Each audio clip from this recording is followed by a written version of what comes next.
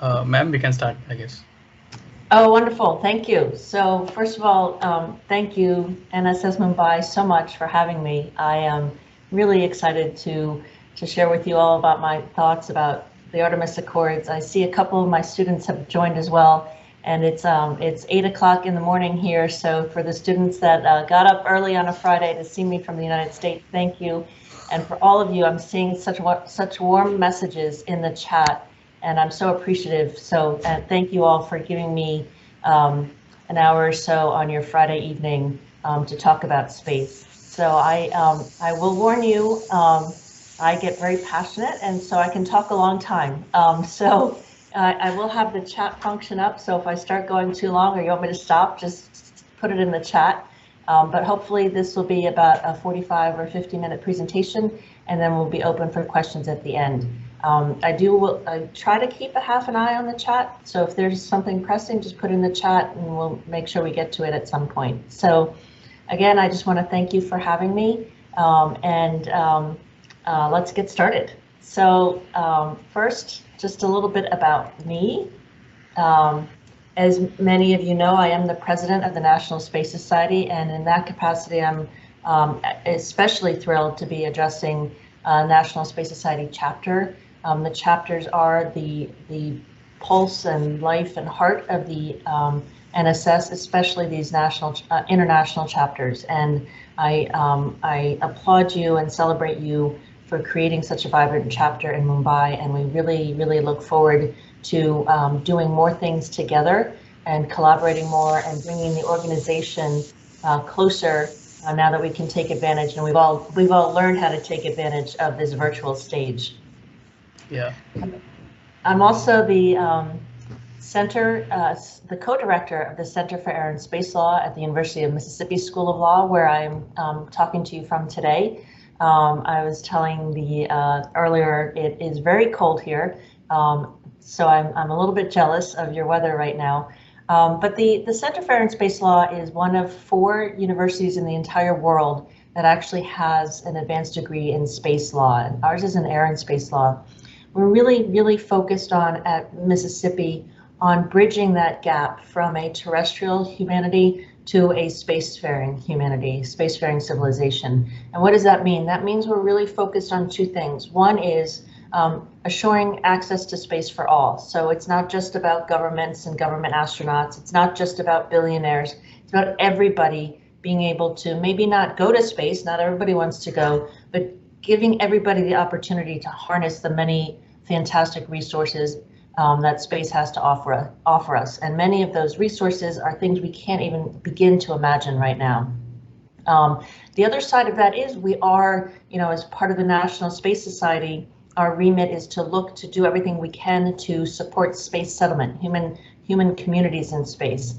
And the University of Mississippi has taken up that mantle as well. And so as lawyers, we're looking at not just the how we're going to get there, but what are we going to be like when we get there? What is it going to be like to be a human who doesn't wake up and see the moon, but wakes up and sees the Earth out the window, right? And so what is it going to look like? What are these human communities going to do? How are they going to be set up? What is their governing structure? What laws will apply? Those are all things we want to think about, not because we think, oh, we're going to be living, there's going to be human communities on the moon next week. There's not. We're looking at a very long view. And as I teach my students here, the law isn't just about human relationships. It's about anticipating what we're going to see with respect to human relationships. So lawyers always have to think into the future and always have to think about the implications of what they do. I mean, engineers do as well, right? It's really thinking about, something might fix something today, but it might go very wrong tomorrow for reasons that we have to be able to anticipate. And so that's what we do at the University of Mississippi. I'm also the editor-in-chief of the Journal of Space Law. So if there are any young lawyers out there, we do publish articles from students as well on any aspect of law and human activities in space. The journal is available. Our back issues are available for free on our website. So I encourage you to look at those. I'm also the co-founder and president of For All Moonkind. This is the only organization in the entire world, in the entire universe, that's focused on protecting human heritage in outer space. And so you think about what do we possibly need to protect? Well, the obvious is Tranquility Base, the Apollo 11 landing site. First time a human being set foot on another celestial body. But we also have Luna 2, first hard landing on the moon. Luna 9, the first soft landing on the moon. Chandrayaan, which was the first mission that actually showed that there was water on the moon. These are all sites that we want to be able to protect. These are all sites that mean that memorialize technological breakthroughs, technological achievements, the greatest technological achievements humanity has ever known. Right now, they remain unrecognized under international law, and we think that needs to change. So that is one of the reasons that the Artemis Accords are so exciting, because when we talk about what's going on in space, there are a lot of gaps in the law. So space is not a lawless vacuum. There are laws that apply, but there's a lot of gaps in them. So before I can talk about the Artemis Accords and what they do, I need to talk about the framework, the legal framework in which they exist. So space law is international law. International law is relationships between states, right? And so when we talk about international law, we talk about two different things. We talk about sort of the custom of and obligations that are just sort of natural. And we also talk about treaties. And under international law, there are 5 treaties that govern human activities in space. They were all negotiated in the 50s and 60s, 1950s and 1960s, so they're old. We have the Outer Space Treaty, which we consider the Magna Carta of international law. And then we had 3 conventions arise out of them. I'm not going to spend a lot of time on them, but you should know there's a liability convention, a registration convention, and a rescue and return agreement. There was a 5th agreement that came out of that time period as well. The Moon Agreement, the Moon Treaty, is only ratified by 18 nations. And in fact, India has signed it, but not ratified it. And this is because there are provisions in the Moon Agreement that are just a little too blurry for many nations to accept, or for many nations to be comfortable with. So this means the United States, India, China, Russia, France, Germany, those are all countries that are not parties to the Moon Agreement. And so when we talk about the Moon Agreement in space law, we look at why it hasn't been widely ratified, and we look for things that people can agree on about it. But today we're really going to talk about the Outer Space Treaty and the Artemis Accords. The Outer Space Treaty has been signed and ratified by more than 100 nations, and many of the provisions of the Outer Space Treaty are what we call customary international law, meaning so many people, even if a nation hasn't signed the treaty, the other countries are bound by it because it's been accepted in practice. So Article 1 of the Outer Space, it's a very short treaty, don't worry, we're not going to spend pages and pages on the treaty. Article 1 covers two of the most fundamental aspects of space law. First of all, space is the exploration and use of outer space is the province of all humankind. That means it belongs to every single one of us. People always say, who owns the moon? I say, you do. We all do. It is the province of all humankind. Now, that doesn't mean this is a very different concept from the concept of the common heritage of all humankind. That is sort of the concept of a global commons, everybody shares. This is a different concept, and one of the things we're looking at is understanding the difference between the province of all humankind and the common heritage of all humankind. These are one of the gaps we're looking at filling. Space is free for exploration and use by all states, free access to all areas of all celestial bodies. Everybody can use space, everybody can do anything they want in space. There are some limits that we'll see in a couple articles later. But essentially, space is free to all. So Articles 2 through 5, Article 2 has the third really important part of the treaty, which says outer space, including the moon and other celestial bodies, are not subject to national appropriation by claim of sovereignty by means of use or occupation or by any other means. You cannot go up to the moon and put the flag up there and say this belongs to the United States. And in fact, the United States didn't. The United States actually made it very clear that they were going for all humankind. So you can't, there's no way that you can claim territory. There's no way you can go up and own something. And now, but there are gaps here. Again, think about that language. It says not subject to national appropriation. Okay, so does that mean a private company can claim something in space? And you can't claim a moon or a celestial body, so you can't claim the entire moon. Can you extract the resources that are on the moon and claim those? These are gaps that are left by the Outer Space Treaty. And we'll see how the Artemis Accords try to fill that gap. Article 3 says international law applies to space. This is something really important for us at the University of Mississippi because one of the concepts of international law, including the Charter of the United Nations, that applies to space is the Declaration of Human Rights. And so what does that mean? How do we apply the Declaration of Human Rights to space? And what do we do, for example? The Declaration of Human Rights does not say that humans have a right to oxygen. Yet, don't you think we should have a right to oxygen when we're in space? And so what do we need to do, again, to look forward 100 years from now? What does that language need to look like? Article 4 has the largest restriction on the use of space. It says no nuclear weapons or weapons of mass destruction may be placed in orbit on any celestial body or in outer space, period. We cannot put weapons of mass destruction on orbit. Again, though, we have a gap, right?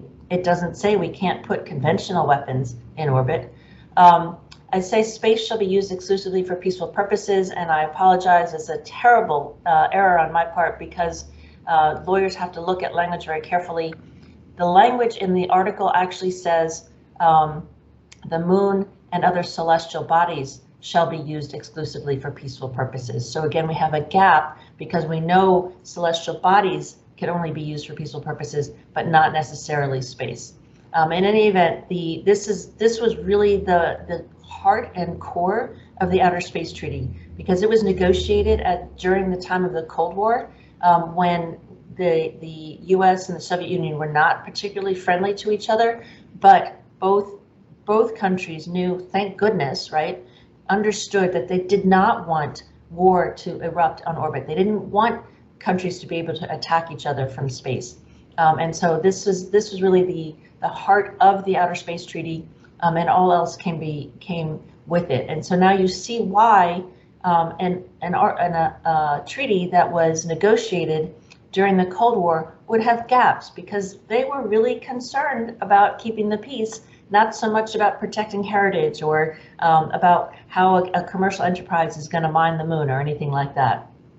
Article 5 says astronauts are envoys of all humankind and shall be rendered all possible assistance. There's a gap here that's not covered by the Artemis Accords, but it's kind of fun to think about because, as you all know, we do now have astronauts that are not part of governments. We have space tourists. So they are astronauts for the purposes of Article 5. Does that mean that if something happens, for example, to a space tourist while they're orbiting the Earth, that any country out there has to expand the resources to save them? That would be a lot of money. It's very costly to launch. It's very costly to use your propulsion to get to another spacecraft. It's very difficult to implement rendezvous procedures. So the onus, this burden of Article 5, there's a gap. How much of a burden is that? Article 6 says states bear international responsibility for national activities in outer space. So what does this mean? So a lot of people have argued, oh, the Outer Space Treaty just governs states. It doesn't nations. It doesn't govern what I do as a private individual.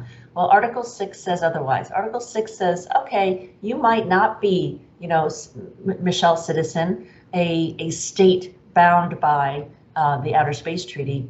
But Article 6 says that whatever nation you are a part of, and we are all citizens of a nation, that nation is responsible for your behavior.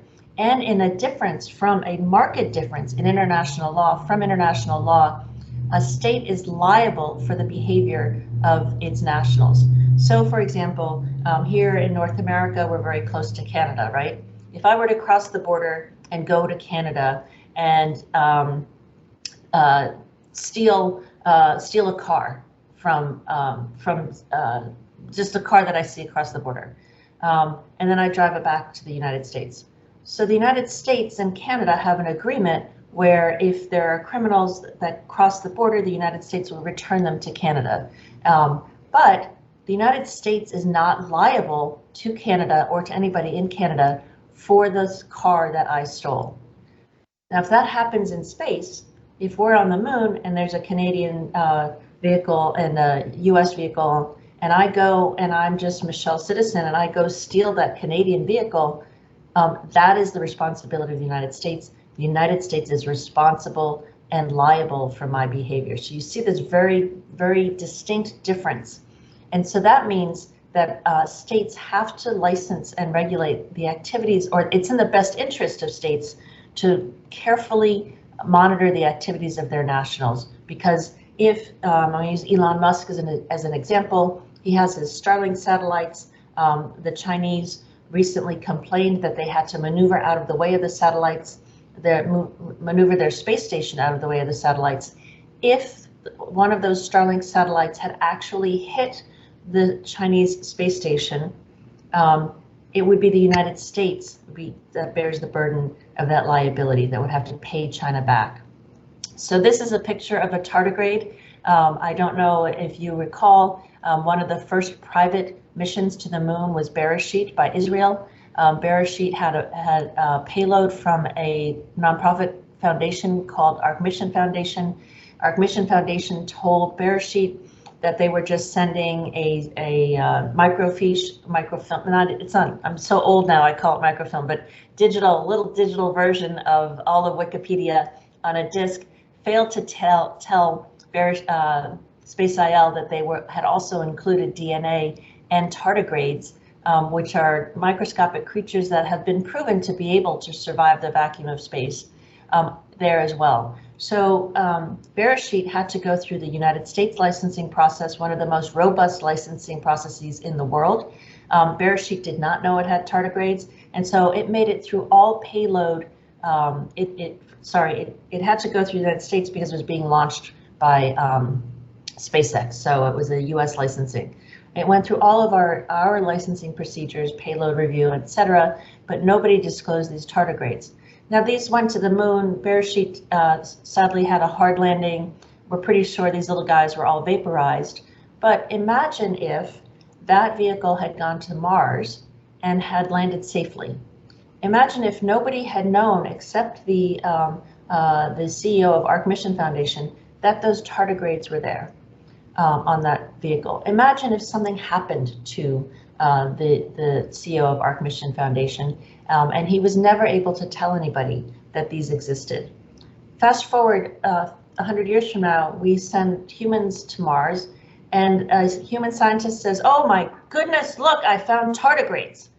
And we would have no concept of how they got there. So it's really important when we think about this international responsibility, this payload review, because if we were to think that there were tardigrades on the moon before humans got there, or on Mars, that changes our entire vision of evolution for the wrong. And there's been recently, talk about terraforming Mars, and people would argue if there is organic material on Mars, we shouldn't terraform it.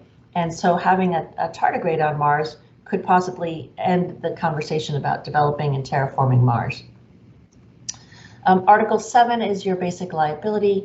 Entities are liable to each other in the event of damages caused. I put a picture of the Eagle, the Apollo 11 lunar lander, because this is a space object. What if you do damage to it? Under the law, there isn't really much liability because there's nothing operational about it. So you really, when we think about, you can do damage, but the other part of it is under the Outer Space Treaty, how you get to talk about the liability about that damage involves diplomatic panels, involves claims commissions. It's a very long process that has yet to be tested. Article 8 is an important article because it says if you launch something into space, you retain jurisdiction and control over it forever and ever and ever and ever. There's no end to your jurisdiction and control of that object. And so if something happens, if your object does something to somebody else, it's still yours. You can't, we talk about a lot about space debris right now, debris in orbit. You can't just abandon your spacecraft and say, it's not my problem anymore. And then if it hits something, you can say, oh no, it's not my property anymore. No, you are in control and you retain responsibility for that object forever.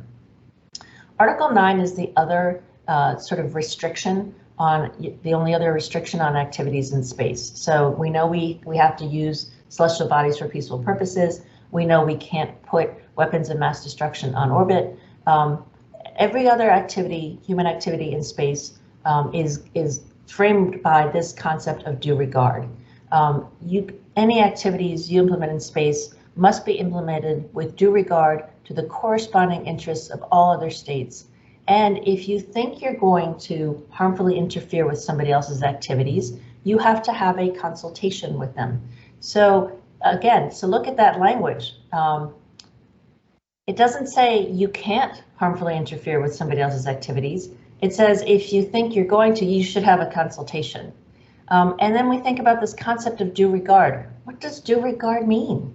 So for you and for non-lawyers, for normal people, due regard means something. It's respect, it's civility, it's consideration, right? Well, you know, we're lawyers, so nothing can be simple for us. And so the concept of due regard has only been litigated or talked about once in a tribunal. It was with respect to the UN Convention on the Law of the Sea, which uses that same concept of due regard. And the tribunal said, you know what, we're not going to set draw a line in the sand and formulate a universal code of conduct with respect to the concept of due regard. Instead, we're going to make it a balancing act. So we're going to look at the impairment of the first state and the impairment of the second right and the extent of the regard required, which depends on the nature of the rights held by the second state and the extent of the anticipated impairment, blah, blah, blah, blah, blah, blah, blah. Lawyer speak. I call due regard the cha-ching for lawyers. Lawyers can argue a balancing test for decades. And so this due regard provision is really important, but it leaves an incredibly huge gap for decades and decades of litigation. And so this is one of the most important things your generation is going to have to deal with, is figuring out how to define due regard in a way that gives everybody, mostly investors, the certitude that they need to be able to invest and go to space. I talked briefly about the Moon Agreement. I just wanted to say, you know, the Moon is defined to include all other celestial bodies, so it would cover everything. And this Article 11 of the Moon Agreement is the reason many nations have not ratified it. It's this because it uses the term common heritage, and nobody knows. The United States has explicitly said there is no definition of common heritage, and until we have a definition of common heritage, we won't sign the Moon Agreement. That's the framework of international law. So what has happened? The United States is one of the leaders in the formation of national space law. It has always been first to do something, and that's really important because when the U.S. passes a law, it's usually going to be restrictive on its own nationals, right? In the United States, it has the most robust and rigorous licensing requirements. It's hard, you know, there's a lot of environmental considerations and so forth for the commercial space industry. What did the United States say? So the United States looked at Article 2. Remember, that's the one that says you cannot appropriate territory in space by sovereignty or by any other means. And the US said, under President Obama signed into law this concept that it says, well, we interpret Article 2 to say that any resources obtained in outer space are the property of the entity that obtained them. So the United States, President Obama said, okay, we believe that if you extract resources, those resources are yours. So you can go up to the moon and you can't say, hey, this plot of land is mine, but you can take regolith out of that plot of land, and once you lift it off the moon, then it's yours. Once you've extricated it, it's yours. Luxembourg has followed with a similar law, as has the United Arab Emirates. Japan has one, I think, in formation, and we believe China is also considering a similar law. So this concept of this interpretation of Article 2 to mean that you can extract resources, even though you can't claim territory, is starting to gain a little bit of traction with the international community. Following President Obama, President Trump made it very clear in his April 6, 2020 executive order that Americans have the right to engage in commercial exploration and use of resources in outer space, of course, consistent with applicable law. And again, the United States interprets applicable law to mean you can extract and use resources. And then President Trump also said the United States does not view space as a global commons. So in April 6, 2020, the United States made it very clear it does not adhere to this concept of a common heritage of humankind, whatever that means. To the United States, space is the province of all humankind, whatever that means. President Biden has not retracted this executive order, so this remains the view of the United States. So the next 10 slides are all from NASA,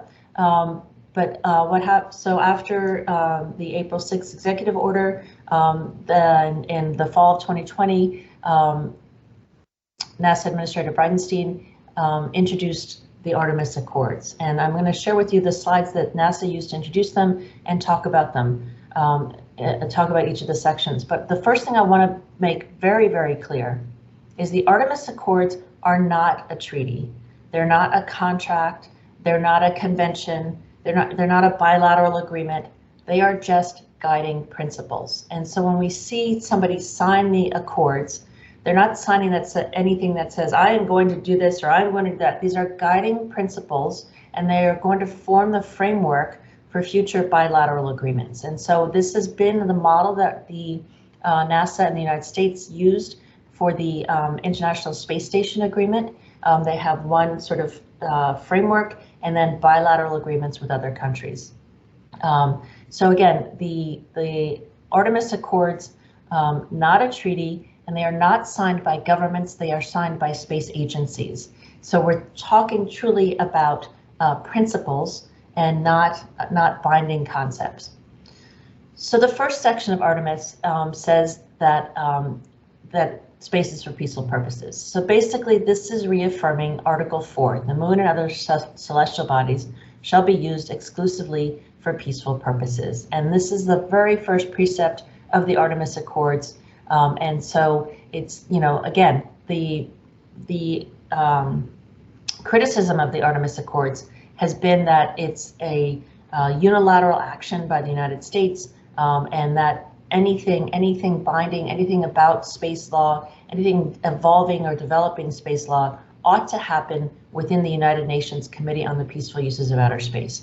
But when you sit down and you look at the Artemis Accords, there's not that much new there. So this section 1, peaceful purposes, it's just reaffirming Article 4 of the Outer Space Agreement. Transparency reaffirms Article 11 of the Outer Space Treaty, and I didn't go through with that, but the Article 11 says parties conducting activities in space agree to inform the UN. And so Section 2 of the Artemis Accord says, yes, transparency is really important. We agree with this concept that's contained already in the Outer Space Treaty, which more than 100 nations have already signed. Interoperability is the first instance where the Artemis Accords seek to fill in some of those gaps. Interoperability is another word for me to common sense. If a lot of humans are going to be in space, they ought to be able to help each other, right? So it's critical to ensure that we have international standards and develop new standards that support interoperability. If we have an Artemis community on the moon and we have a Russian and Chinese community on the moon, if something goes wrong, they ought to be able to help each other.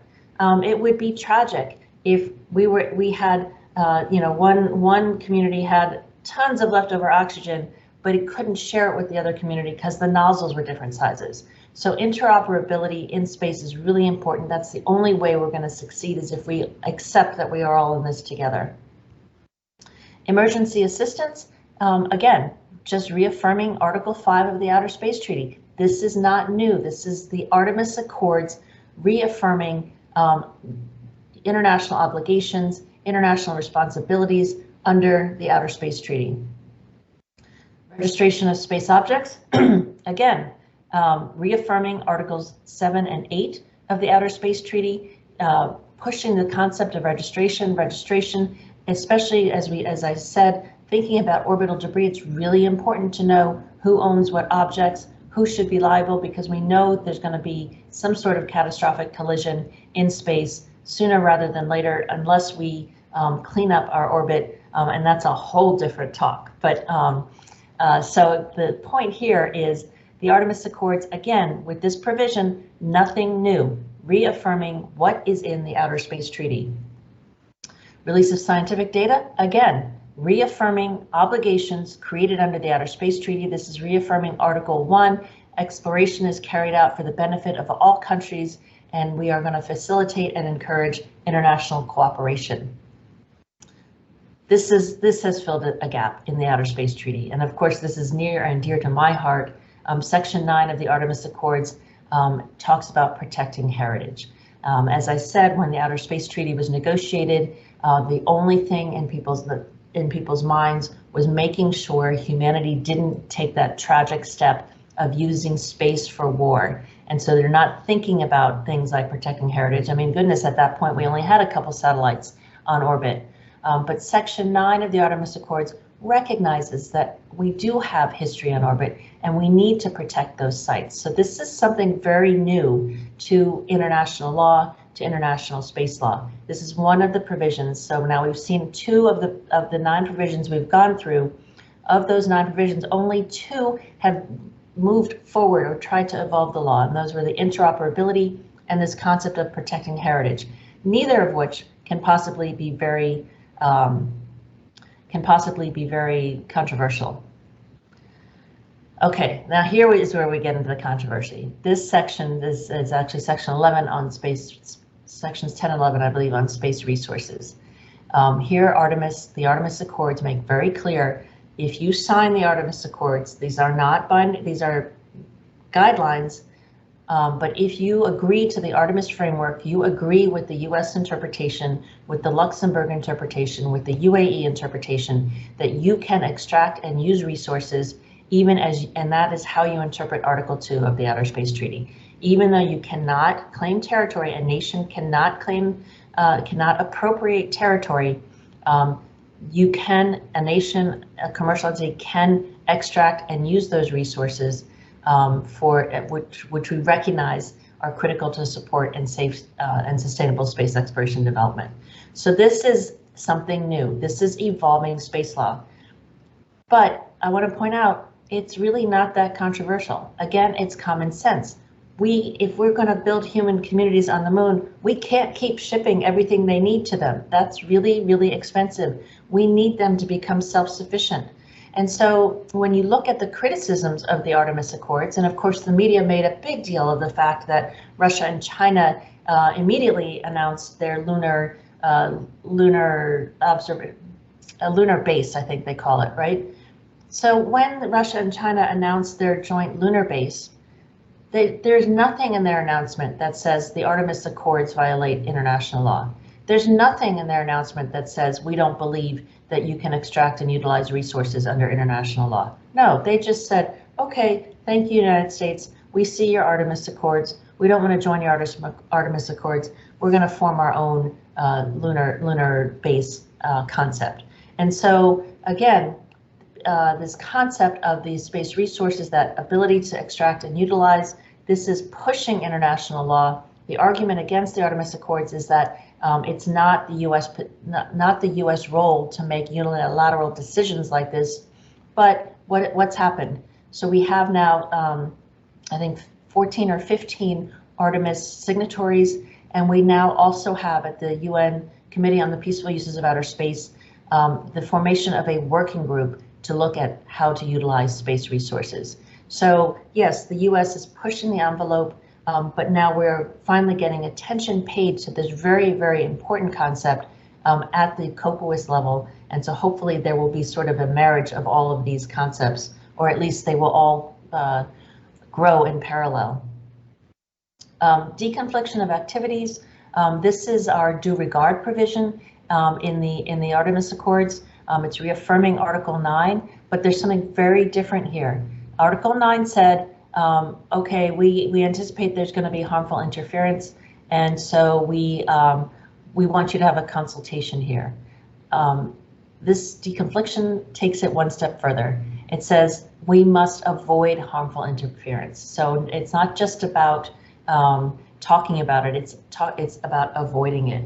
And then the really biggest extension of international law that the Artemis Accords are seeking is codifying, conceptualizing this idea of safety zones. There is no concept of safety zones under international space law right now. You know, the Outer Space Treaty, you're not going to find the word safety zone. So the Artemis Accords are suggesting we need to figure out safety zones. Why do we need to do that? Well, you know, imagine on the moon, we have something called the plume effect. The regolith on the moon is very, very, very corrosive. It's like the hard little diamonds, although not diamonds. And so when you land on the moon, and there's very little gravity, so when you land on the moon, the power of that stream of the landing makes that regolith jet out in all directions. And when Apollo 12 landed 250 yards from Surveyor 3, a US robotic mission, the Apollo 12 astronauts actually went to Surveyor 3 and brought a piece of it back to Earth.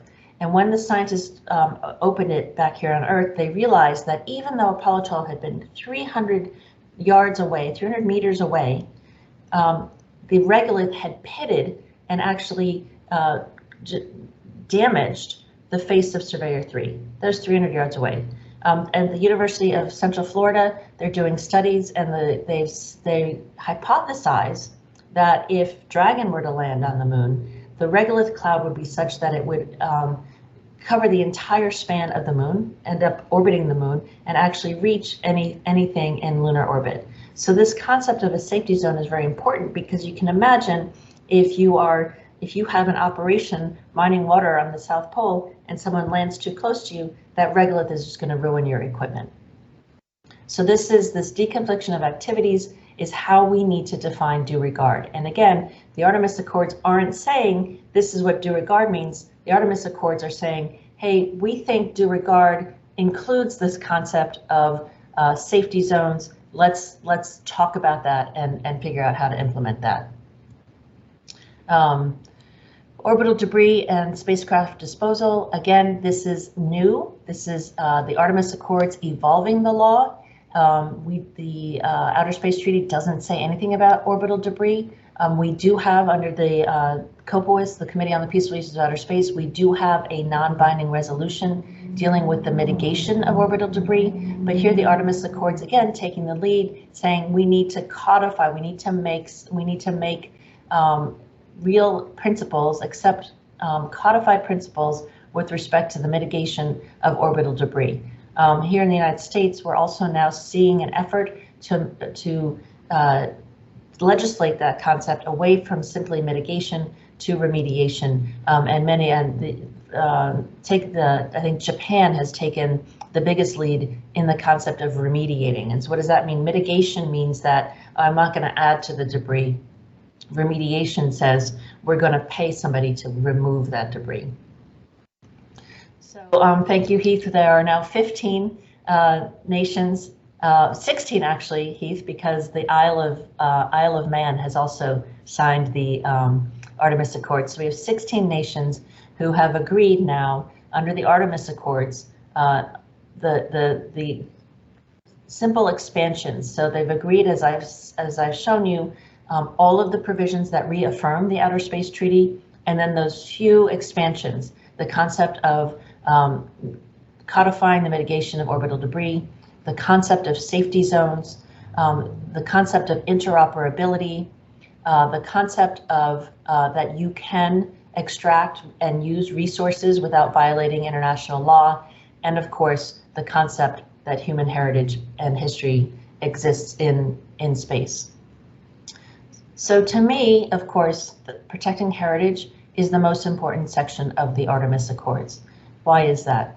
Because when you look at the first blueprint, what you're really seeing is the culmination of our entire human evolution. Okay, that's not a national achievement. Sure, the United States, sent the first human to the moon. And in the United States, we always talk about the 400,000 people engineers and factory workers who worked on Apollo. But it's so much bigger than that, right? We don't get to the moon unless one of our common ancestors in Laetoli, Tanzania, for the first time decides to stand up on 2 feet instead of walking around on 4. What does that mean? That means that ancestor of ours, our common ancestor, stood up on 2 feet and freed our hands to do things like make tools, to carry things. We don't get to the moon without an individual in the Congo picking up a baboon bone and scratching on it and realizing, hey, these tally marks, if I add them together, that means something. So now I can add how many berries I have, and the concept of math was built. We don't get to the moon without the concept of math. We don't get to the moon without somebody in Mesopotamia looking at sand and saying, oh, if I can transform this element into something clear, we call it glass. We don't get to the moon without glass.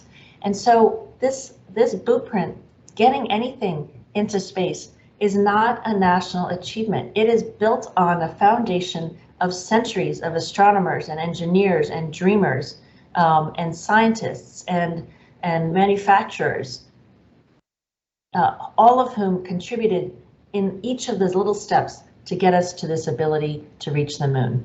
So Section 9 is so important because we're talking not about being on the shoulders of the giants of Apollo. We're talking about being on the shoulders of the giants of everybody who came before us. And it's our responsibility and our duty not to lose sight of that.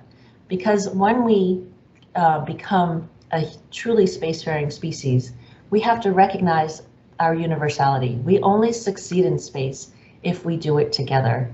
We will not succeed if we continue with this sovereign paradigm. So that is my introduction to the Artemis Accords. And I'd like to put this slide up to see what could happen on the moon if we don't protect our heritage. So thank you very much. I am happy for any questions. Let me stop sharing my screen.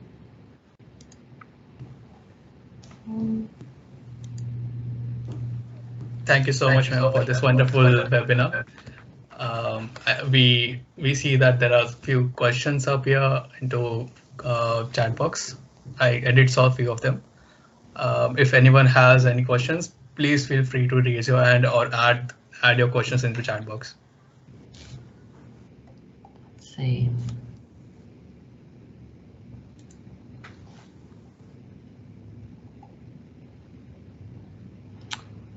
So I'm going to see, I see this, does all states include non-signatories as well, from Aditya. And so the Outer Space Treaty is signed by more than 100 states. And if a state is not signed, it is not obligated by all of the restrictions. But during the process of the negotiation of the Outer Space Treaty, there were several resolutions that were included in the negotiating process. And we have a concept in law called customary international law. And so the idea is that even if it's not a binding treaty, there are certain concepts in international law that we just all agree to by custom. And so the entire Outer Space Treaty is not considered customary international law, but there are 3 concepts within the treaty that are largely considered to be international law. That's peaceful uses, freedom of exploration and use for sure is absolutely considered international law. and free access to all. So what happened was in the terrestrially, we have this concept of sovereignty, right? And sovereignty expands to your borders, and your borders go up into the air. And so airspace is sovereign space. And so that's why, you can't fly you can't fly over the United States without permission of the United States. And that's codified in the Chicago Convention of 1944. However, when Sputnik launched in 1957, that satellite launched by the Soviet Union orbited the Earth over many, many countries, but no countries objected to it. And since no countries objected to it, that instantly became customary international law that space is free for all and accessible to all and not sovereign. So you can't say the equatorial states still make an argument that they do own everything straight up from a cone from their border. Obviously, the equatorial orbital slots are very, very valuable, but the international community has denied that interpretation of sovereignty. So again, the states include non-signatories in terms of just several in terms of those most fundamental principles.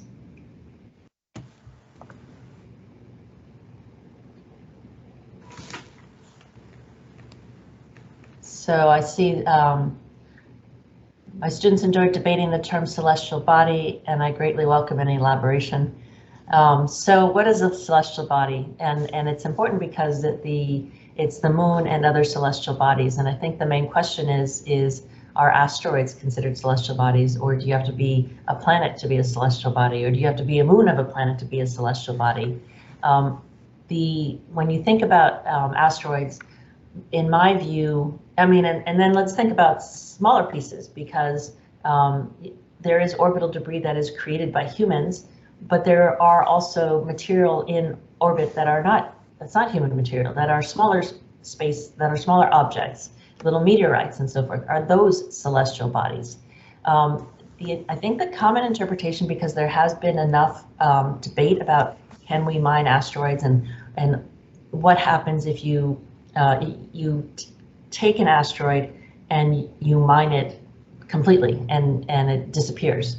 Have you claimed that as territory? What does that mean, territory?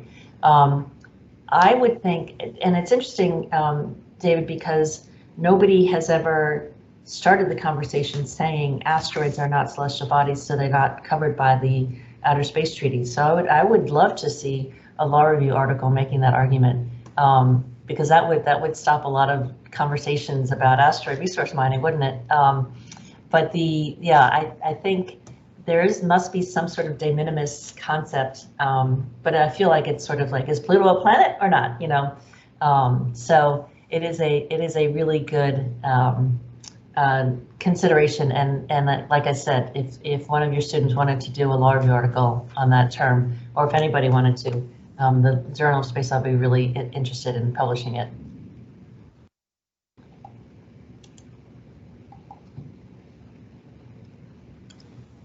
So Scott Cassingham asked me, we can't continue with sovereignty. Do we need something else?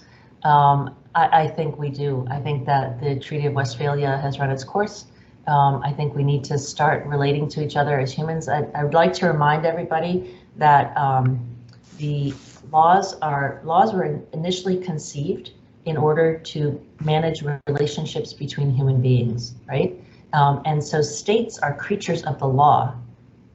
The law is not a creature of the state, and that's something people forget, and I think something really, really important. So when we get into space and when we build communities in space, I think something else will eventually evolve, and I don't know what that is. And I always sort of fall back on the excuse of I'm not out there and I haven't looked back at Earth, so I don't know what it could be. But I do think your entire universe view changes if you're looking back at Earth or if you don't even see Earth. And so I think that will open up a whole new ways for humans to relate to each other.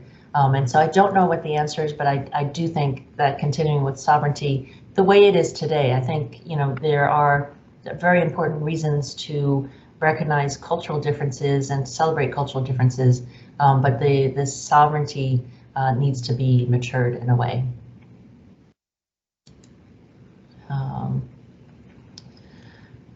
So let's see, don't you think that this kind of reading of the non-appropriation principle is somehow far from the initial intention of the Outer Space Treaty drafters? So it's interesting, this concept of non-appropriation, and I'm a lawyer, and before I became a space lawyer, I spent 25 years doing business law, and so that means reading contracts. And so words are really, really important, and those words in the Outer Space Treaty certainly were negotiated heavily for many, many years. The problem is that the Outer Space Treaty really was only thinking about states.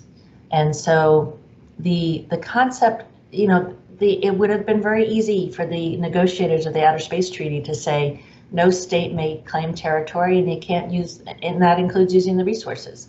And so, you know, when you think about interpreting the Outer Space Treaty, it doesn't say that.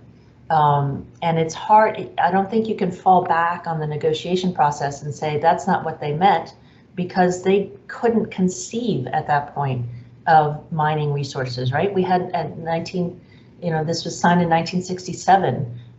Luna 2 had landed on the moon in 1959, crash landed. You know, Luna 9 soft landed not long after, but we hadn't put humans on the moon yet. So we certainly can't go back and make the argument that this was or wasn't the intent of the drafters, but we can make different arguments about the interpretation. So I'm not saying, I agree with the US interpretation.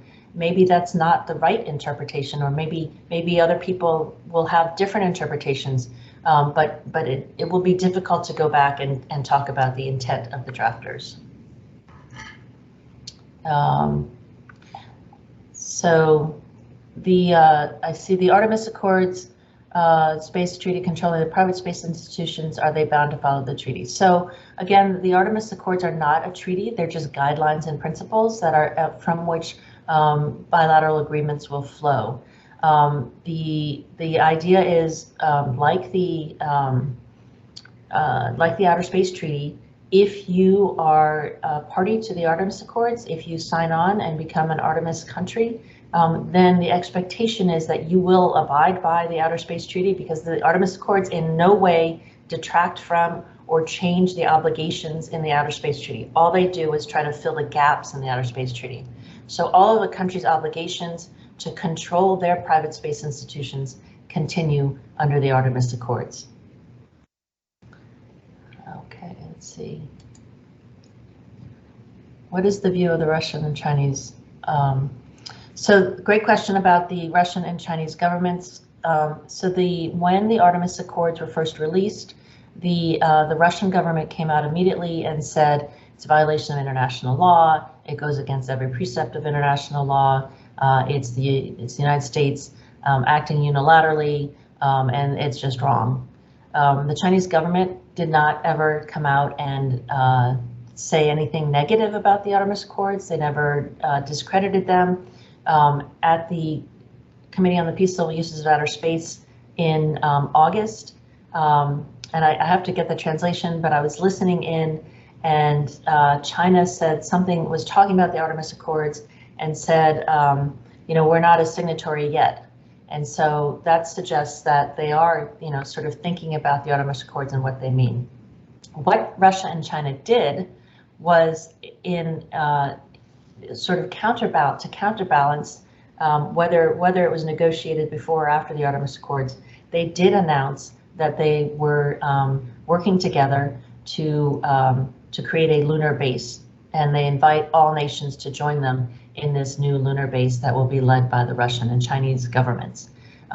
What's really, really important is that that's not an anti-Artemis base, right? And the media, you know, we should never look at it like that. This is we call it co-opetition, right?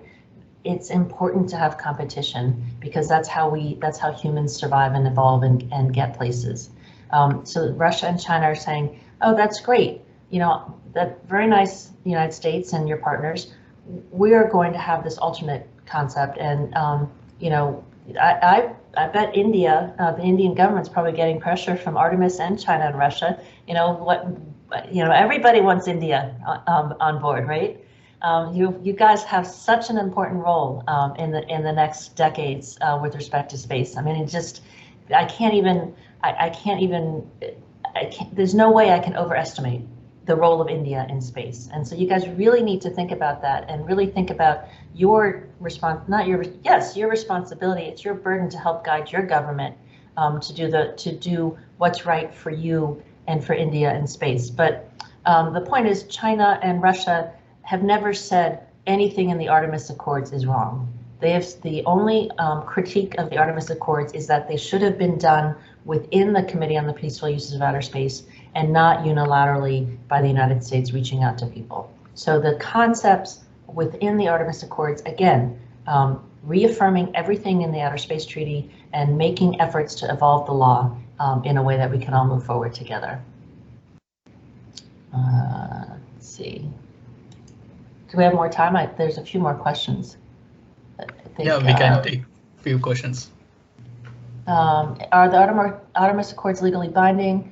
The Artemis Accords are not legally binding. They are just a framework. They're guidelines and principles to provide the framework. So now we have these 16 nations that have agreed to all of these provisions. And so when we enter into a binding contract with those nations, those will be we know that they will fall within all of these guidelines that have been set forth in the Artemis Accords.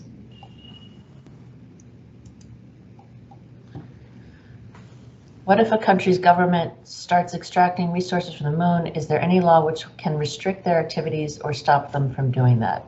Right now, there is no law that will prevent anybody or anyone from going to the moon and extracting a resource. The argument can be made, and the argument will be made, that it's a violation of Article 2 of the Outer Space Treaty, which says you cannot claim territory, you cannot appropriate territory by any means.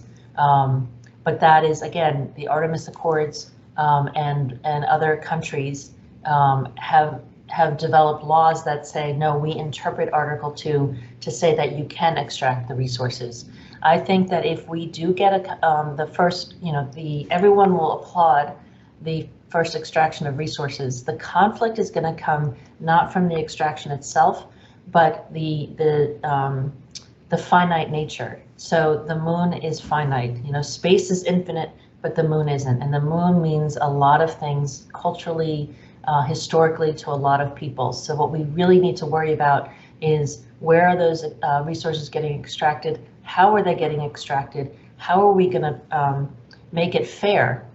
Because one of the biggest things we worry about is that space is the province of all humankind, but some actors can't reach space yet, and so we don't want one small set of actors to receive all of the benefits from the moon, from lunar resource mining. So what I hope the Artemis Accords will do, what I hope China and Russia will do, what I hope the COPUOS will do, is look at ways to extract resources responsibly. That means safety zones, and also figure out, the way we have the ITU has saved some orbital slots for developing countries. There must be a way we can share in the benefits of the resources on the moon. I have a question. Can a private agency join Artemis Accords even if the country hasn't signed the accord, or is it just limited to country? So I don't know the answer to that. I think that that is something I don't see why not. So what you can do is announce that you agree to the Artemis Accords, because it's not, there is the ceremonial. So the Isle of Man didn't sit down with a ceremony with the NASA administrator. They just announced, and the Ukraine did the same thing. They just announced, hey, we agree to be bound by the Artemis Accords. And so I would applaud a private agency saying, or a commercial entity saying, hey, hey, US State Department, NASA, I don't know if you want us to sign something, but we are announcing that we will abide by the guidelines and principles in the Artemis Accords. I think that would be really powerful. Yeah. see. So when deciding if the extraction and use of resources is legal, should it not be the case that the use intended for the resource will determine its legality in international law? So Ray, that's a really interesting point. I am of the, there is this movement thought that there's a difference between commercial exploitation and resource extraction for in situ utilization, to make oxygen to help a community survive, and also versus for experimental purposes. And so, should there be a difference in the way that in the way we treat an operator in terms of how they're using the resource? That depends. That is something that definitely that the international community should consider, and I bet they will consider it in the Committee on the Peaceful Uses of Outer Space. So I think that. Okay, we can take this last question. Okay, then we can last question. And then what happens to the country which are ahead of the space race than the rest of the world? Do these countries have any right to claim resources? What happens to the countries which are ahead in the space race? Okay, so this is the question of your generation. The space is the province of all humankind. We know the argument that space is infinite. I am not worried about asteroid resource mining. I think there are an infinite amount of asteroids. I think that we will see a time when everybody who wants to mine an asteroid will be able to. I'm very concerned about the moon and the resources on the moon. I think that we need to really think about how resources should be used. I think Ray raises a really good point. Maybe we should say resources on the moon cannot be used for commercial purposes, but only for purposes of keeping humans alive on the moon, or for further exploratory purposes. Again, I don't know how you make the distinction between using the resource, selling the resources of the moon as propellant to go further or not, but there is a real sort of tension between the fact that we have, while we have 20 missions to the moon planned in the next 5-10 years, they're still from just a handful of countries. And so my hope, and one of the things that I would like to see Artemis do, is encourage the collaboration with more developing countries and open up, one of the things that stops US companies from partnering with developing nations is our export controls. It's very, very important for national security, but we need to find a better balance so that, again, it's that old proverb, right? This isn't about sharing all the fish. This is about teaching everybody how to fish. And so we want to move away from this concept of, oh, if you mine it, you have to share it with everybody, to this concept of, look, this has to be available to all in some sort of equitable way. Okay, so I don't see any further questions. I guess we can end the session here today. Well, thank you all so much for your brilliant questions and for all of the enthusiasm in the chat, and for you. And again, thank you for setting this up and persevering. Even I was such a busy term last term, but we were able to connect, and I'm so grateful for this opportunity. And I am delighted. Please, you can feel free to share my email, michelle.hanlon@nss.org. Happy to answer any questions, and look forward to more presentations like this in the future. Thank you so much, ma'am, for this amazing presentation. I hope everyone have learned a little bit of space law if they would have known before. And I guess have a happy weekend, and until next time, at Astra. Also, we'll be posting this video on our YouTube channel, so please feel free to follow us. Thank you. Bye, everybody. Yeah, thanks, Michelle. This is starting NSS Mumbai, starting with a great year with your experience on this show, and really, I hope that we'll succeed very heavily. Thank you. Thank you so much. I look forward to working together with you a lot. Thank you. Thank you so much, ma'am. Bye-bye.